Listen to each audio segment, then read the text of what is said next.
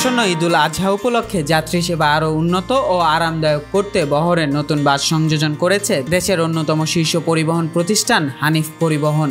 প্রতিষ্ঠানটি এবার তাদের বহরে যুক্ত করেছে জার্মান নির্মাতা মার্সিডিজ বেঞ্জের OF1623 মডেলের 10টি নতুন বাস।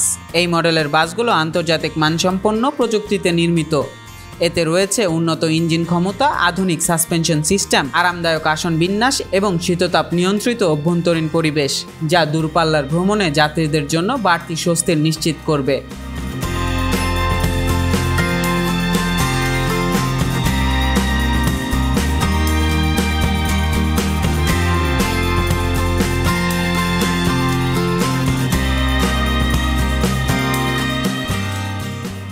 হানিফ পরিবহন কর্তৃপক্ষ জানিয়েছে, যাত্রী চাহিদা ও নিরাপত্তা বিবেচনায় নতুন বাস সংযুক্তির এই উদ্যোগ নেওয়া হয়েছে।